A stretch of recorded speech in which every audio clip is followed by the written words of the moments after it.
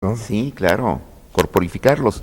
Y creo que ha sido uno de tus intentos. Sí. Es que es nuestro referente finalmente en esta educación que viene, digo, de la educación socialista y todo esto, donde la historia es aquello que nos va a dar identidad y que en Oaxaca, en Chiapas, en Mérida nos va a hacer mexicanos. Entonces, bueno, sí es nuestro referente y sí la gente le tiene mucha desconfianza al teatro histórico por un teatro histórico que puede ser muy solemne y tal, pero que de pronto cuando se da cuenta que no va por ahí, hay una avidez, yo creo que tiene que ver con eso, con que hay un referente que se ha perdido finalmente, que la historia, bueno, uno de niño, pues bien que mal, se la tiene que aprender, y hay episodios ahí que finalmente uno sí lo impresionan de niño, ¿no?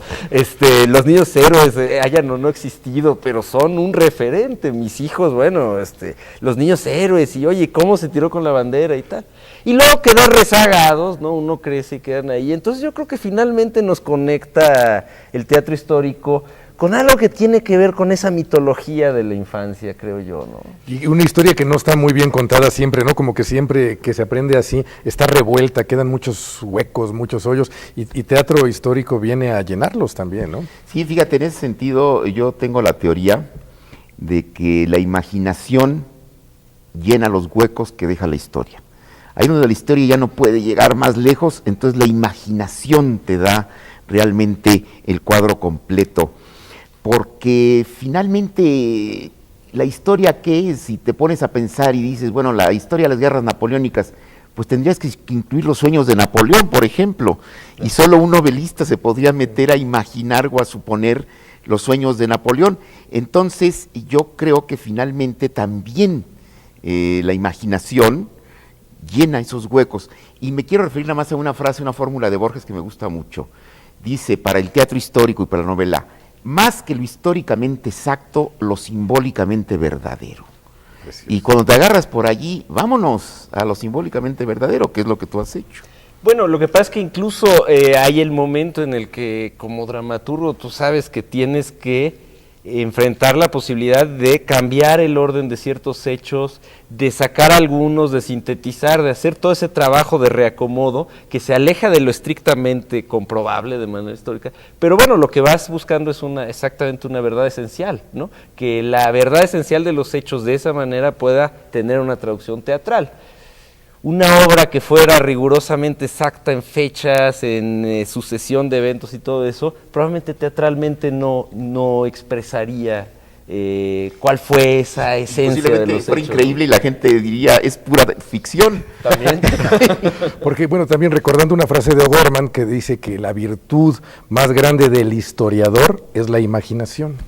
También. Bueno, O'Gorman además, que escribió mucho sobre Fray Servando, probablemente estaba pensando entre otros en él, que era el personaje de 1822, y no te puedes acercar a ese personaje si no tienes imaginación, porque el personaje es un desbordante de imaginación. Y de humor. Claro. Y de humor, claro, de la sátira. De la sátira, como supuesto. Arma política, ¿no? Por supuesto. Tú no eres un autor que únicamente escriba sobre historia. En el libro que acaba de publicar El Milagro sobre las Curain, vienen otras obras, viene tu primera obra de teatro, cómo escribir una adolescencia, y viene incluso alguna obra no estrenada. Platícanos de estas otras obras también. Sobre Edipo, creo, nos comentabas. Ahorita estoy escribiendo una obra sobre Edipo. De Edipo, sí. La mejor descripción de Edipo es una que está en un diccionario de Col, un diccionario español, que Edipo, rey griego famoso por su complejo. Es lo que termina sucediendo. Es lo que termina sucediendo, ya es más famoso por su complejo. Cuéntanos un poco de esa obra. Bueno, es una obra que está en proceso y de alguna manera yo creo que el procedimiento es muy similar si es teatro histórico o si hablas en este caso sobre una figura mitológica o incluso si hablas sobre un suceso autobiográfico, ¿no? Es decir, es como tratar de encontrar dónde está la contradicción de todo eso, ¿no?